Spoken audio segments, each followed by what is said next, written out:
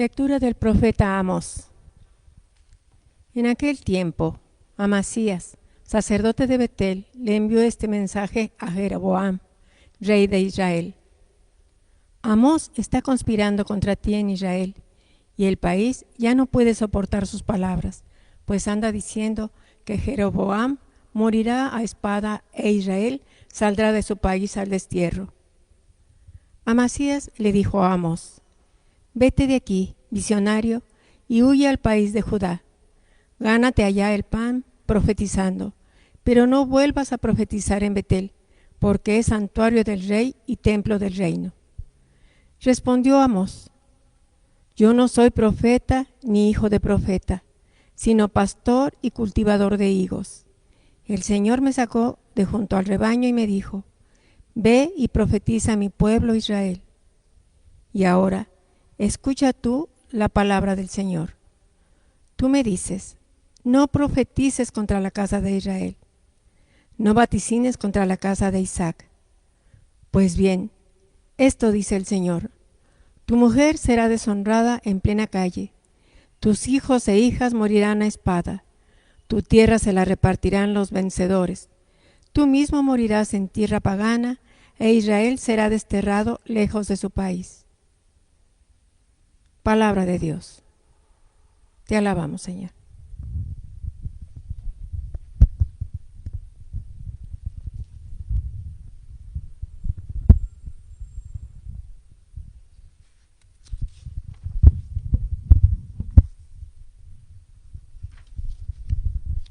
La voluntad de Dios es santa.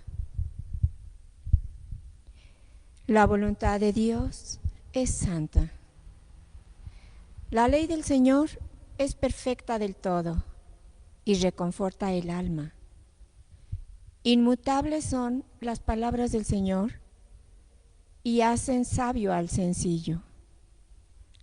La voluntad de Dios es santa. En los mandamientos de Dios hay rectitud y alegría para el corazón. Son los preceptos del Señor para alumbrar el camino. La voluntad de Dios es santa. La voluntad de Dios es santa y para siempre estable. Los mandamientos del Señor son verdaderos y enteramente justos. La voluntad de Dios es santa.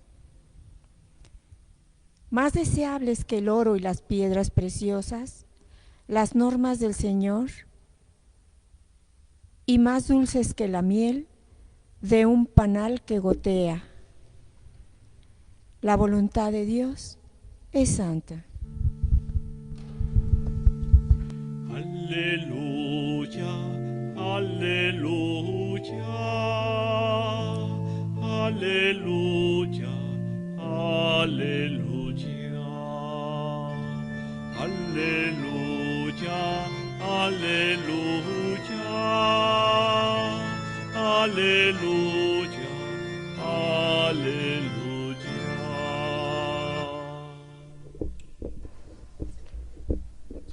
El Señor esté con ustedes y con su espíritu. Del Evangelio según San Mateo. Gloria a ti, Señor.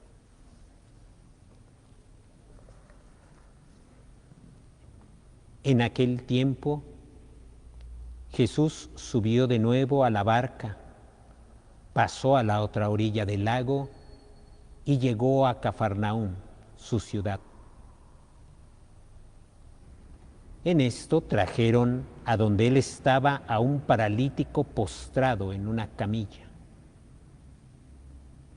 Viendo Jesús la fe de aquellos hombres, le dijo al paralítico: ten confianza, hijo, se te perdonan tus pecados. Al oír esto, algunos escribas pensaron: este hombre está blasfemando. Pero Jesús, conociendo sus pensamientos, les dijo: ¿por qué piensan mal en sus corazones? ¿Qué es más fácil decir: se te perdonan tus pecados? o decir, levántate y anda? Pues para que sepan que el Hijo del Hombre tiene poder en la tierra para perdonar los pecados, le dijo entonces al paralítico, levántate, toma tu camilla y vete a tu casa. Él se levantó y se fue a su casa. Al ver esto, la gente se llenó de temor y glorificó a Dios que había dado tanto poder a los hombres.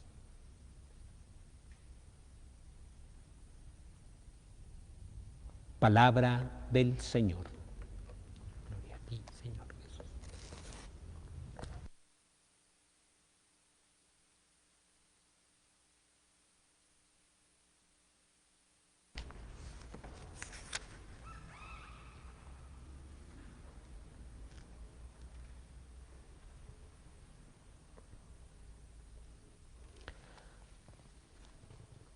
Tus pecados son perdonados.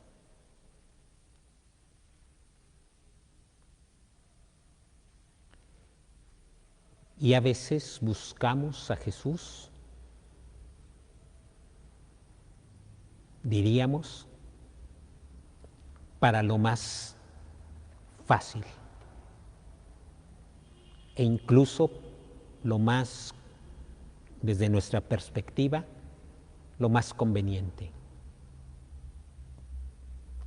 que nos cure y ya.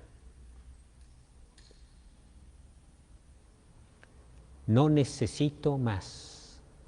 De hecho, también nuestras peticiones van en ese orden, con que me dé salud, ya, lo demás corre por mi cuenta, ¿verdad? Yo le echo ganas, yo trabajaré.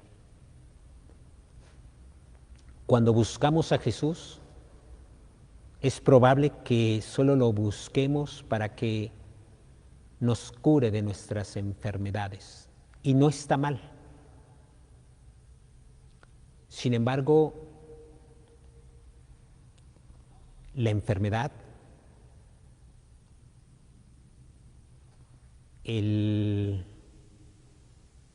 la debilidad, la fragilidad, adquieren un sentido más profundo desde Jesús. Y la respuesta de Jesús no se hace esperar.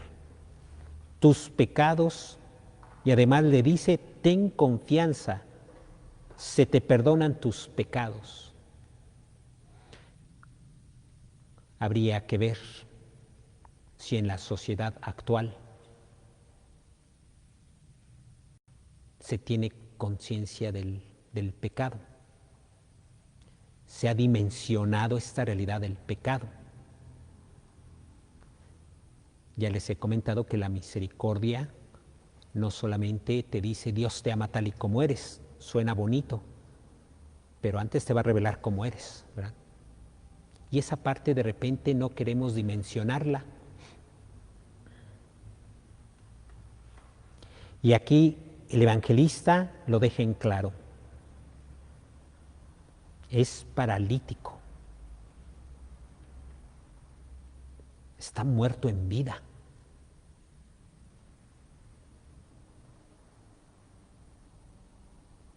Podemos ir vislumbrando en qué consiste esta dimensión del pecado. Y la sociedad actual tiene dimensión de esto. Les pongo un ejemplo. Tal vez hoy en la actualidad se ha minimizado, se ha devaluado la concepción de esta experiencia de pecado. Se ha reducido. ¿A qué se ha reducido la dimensión del pecado? Pues a una falta moral, una acción inmoral. El hombre que, debiendo haber hecho esto, hace otra cosa, por ejemplo. El hombre que hace alguna acción inmoral, pues siente un poco de culpa, pero ahí viene la parte donde se ha comprendido, se ha devaluado esta experiencia de pecado. Se ha dejado solamente, diríamos, en el orden del hacer. Cuando esto sucede, hermanos, el mismo hombre tiene tentación, el mismo hombre puede decir, yo reparo, yo arreglo las cosas.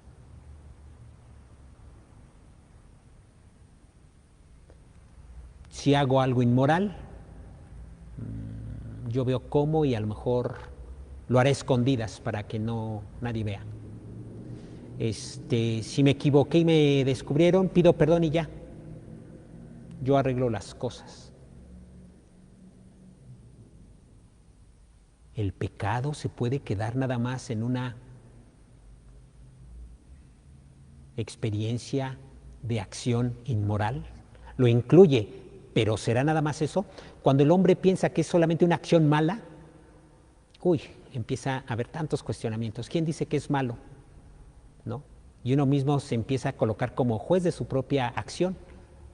Pues yo digo que no fue malo porque pues, yo lo hice con la mejor intención.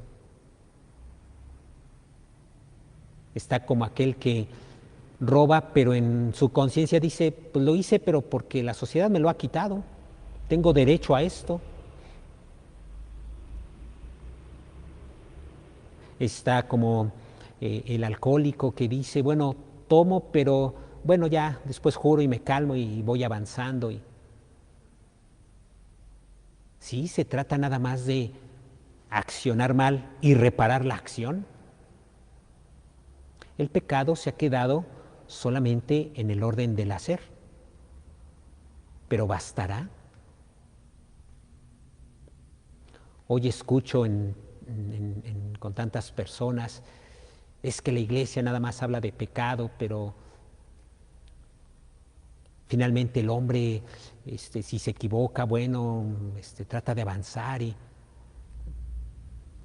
el mismo hombre tiene esta como tentación incluso de justificar sus acciones. ¿Será eso el pecado nada más? Si fuera eso el pecado, el hombre mismo puede hacer y deshacer y justificarse y esconder. Les pongo un ejemplo como casero. Le pegué a mi hijo, pero le pedí perdón y ya, y hasta le compré su golosina y ya. El hombre es capaz de hacer y después tratar de reparar por sí mismo. Pero sí, ahí queda. Otros dicen, ¿para qué me voy a confesar si hasta el padre es peor que yo? Mejor trato de enmendarme, saber qué es lo bueno y qué es lo malo y ya evitarlo. ¿Sí? ¿Será así? Entonces, esta imagen del paralítico nos invita a pensar que el pecado se da también en otro orden. No en el orden nada más de las acciones. Esa es como la parte superficial por encima. Son como los síntomas, diríamos. Ya cuando haces acciones inmorales es porque hay experiencia de pecado en el orden del ser, es decir, en algo más hondo en tu persona, que te va paralizando. Qué bueno que dices, le pegué a mi hijo, pero ya le compré su golosina y ya le pedí perdón y ya nos calmamos. Sí, pero ¿te has puesto a preguntar? ¿Y ese odio que te llevó a pegarle a tu hijo, ese coraje que te desbordó, que te impulsó, ¿de dónde viene? ¿Qué te ocurre? ¿Qué se está gestando en tu interior? Hermanos, eso no lo logramos deducir porque tengamos habilidad de introspección. No, se necesita el profeta que revele. Tomo y hago acciones inmorales porque soy infiel, me gasto el dinero, golpeo a mis hijos, pero ya juré, ya, voy a tratar de no tomar.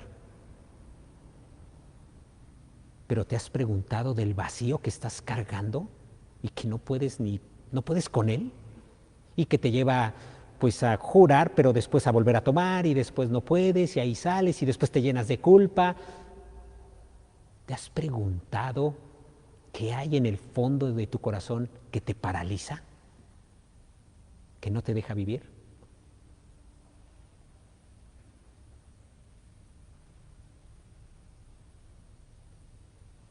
El hombre se ha detonado, se ha destapado en acciones inmorales, pero eso solamente son signos, son síntomas de que algo anda dañado en tu interior. Y eso que está dañado no lo curas tú, es más, no llegas ni por ti mismo a descubrirlo, necesitas del profeta que te revele.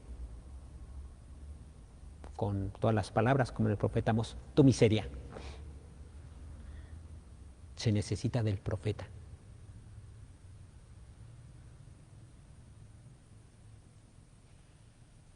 Hoy, ¿cuántas cosas no se quieren justificar?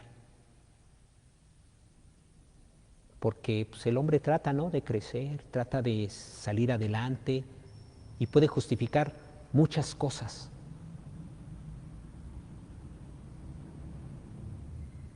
Y tenemos ejemplos, ¿no? El aborto, la tentación del hombre de autodefinirse él.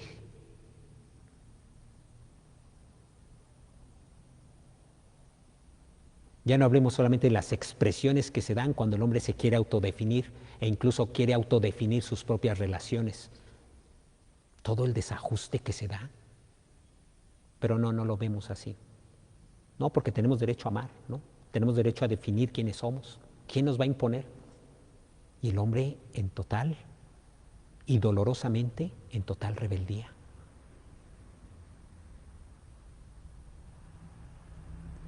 Y en esa misma expresión el hombre va sufriendo también.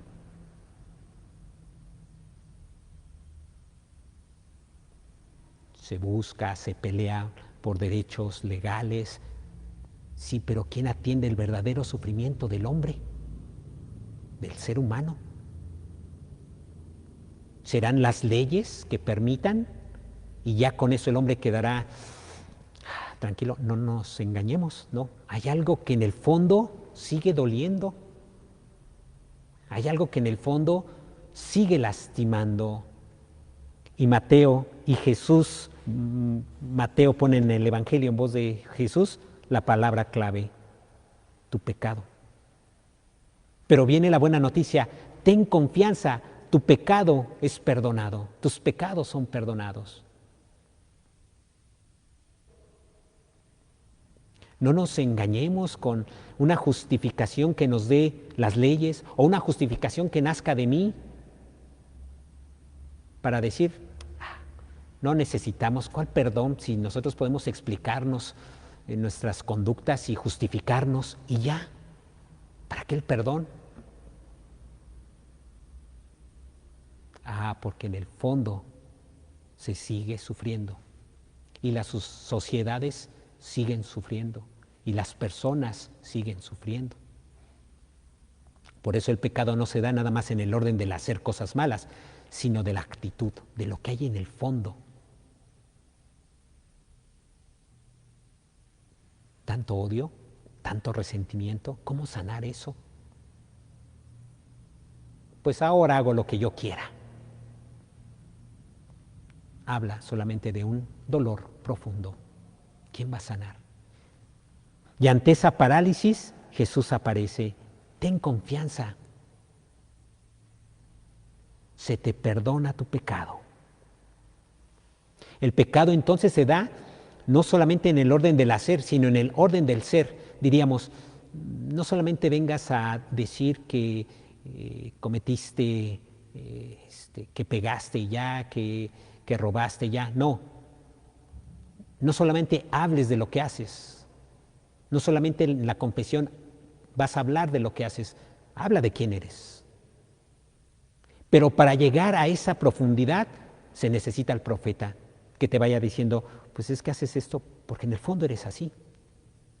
En el fondo agredes porque traes tanto dolor. En el fondo quieres ser dictador porque eso te ha dolido a lo largo de tu vida y te tiene preso.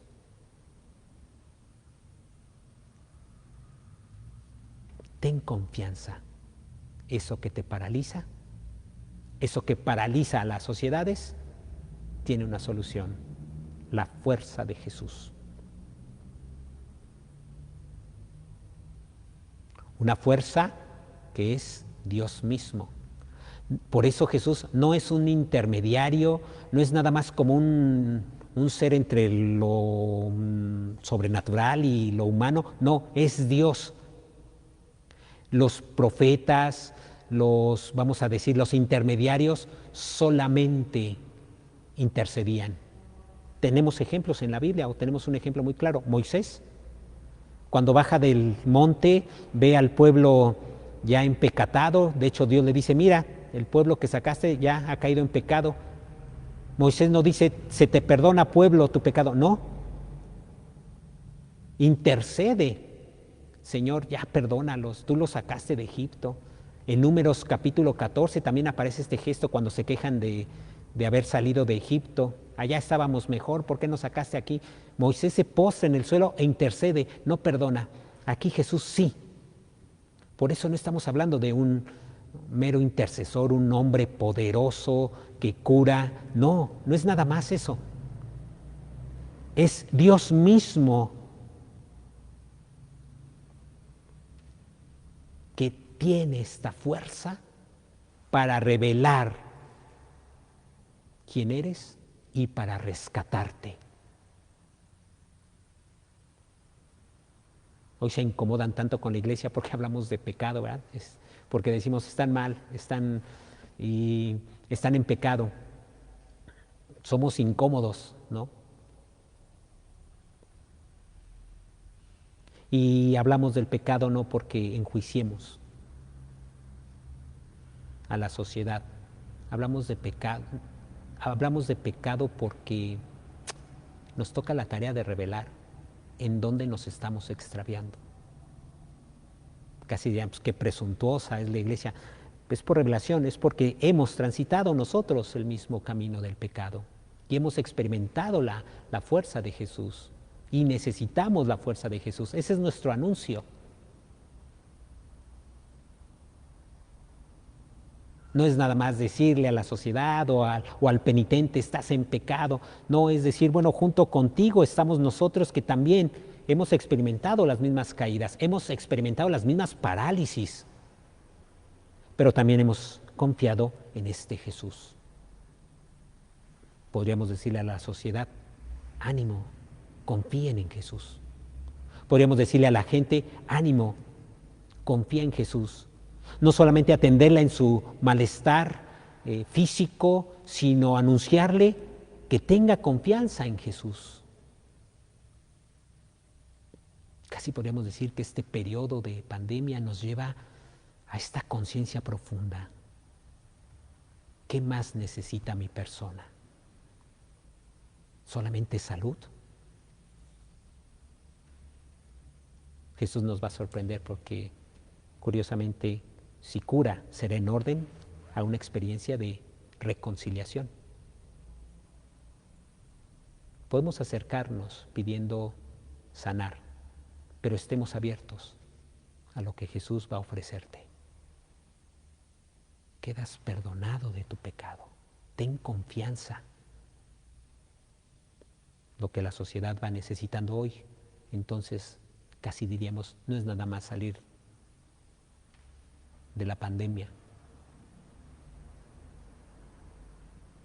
La sociedad, el hombre necesita confiar en Jesús para que eso que no nos deja vivir, eso que nos deja paralizados, desaparezca.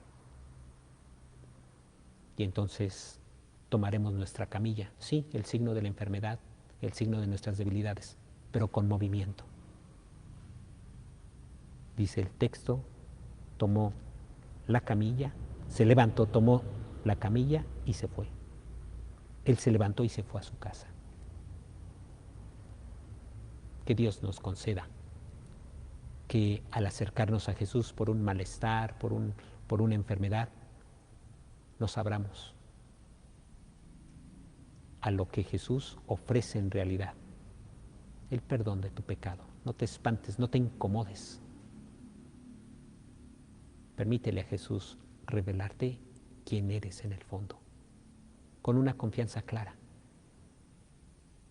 Me va a perdonar, me va a levantar. Esa es nuestra oración.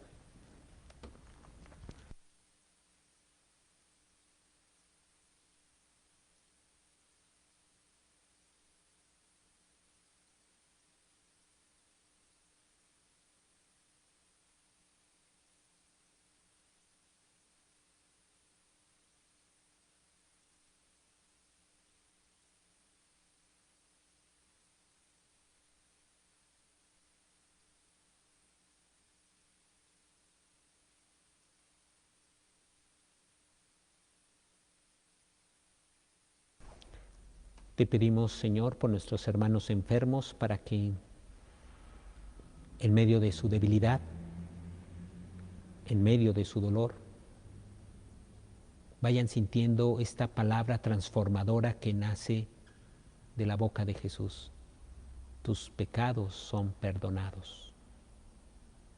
Y que este periodo en el que se han visto abrumados por la enfermedad, ellos experimenten esta fortaleza en su interior. Al descubrir no solo sus errores, sino la necesidad que tienen de escuchar tu palabra de amor. Tu pecado es perdonado. Te pedimos por ellos, para que si es tu voluntad, se levanten, tomen su camilla y continúen viviendo en el perdón que tú les has otorgado. Oremos.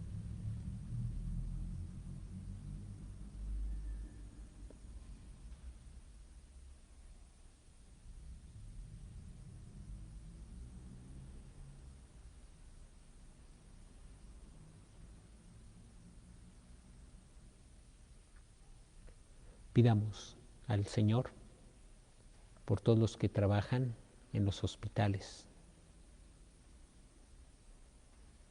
Llénalos de fortaleza en medio de este desgaste, en medio de este cansancio.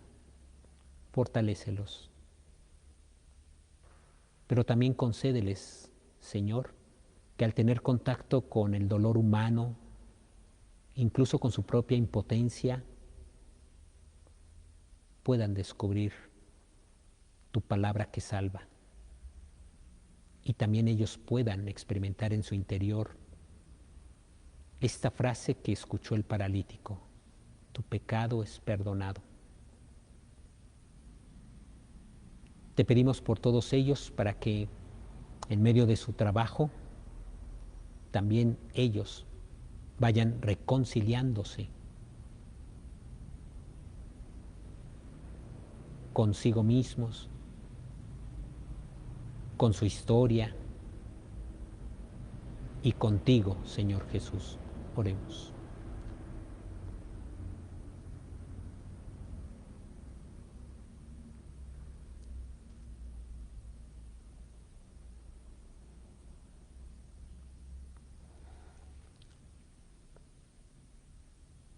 Te pedimos por nuestros hermanos difuntos, principalmente aquellos que fueron contagiados y por el virus y se vieron en este drama de dolor, separación de sus seres queridos, desolación, preocupación. Señor, te pedimos para que en el momento de su muerte hayan sentido esa voz hayan escuchado esas palabras tuyas. Ten confianza, tus pecados son perdonados. Y puedan contemplar ya de tu rostro glorioso y con ello de la paz.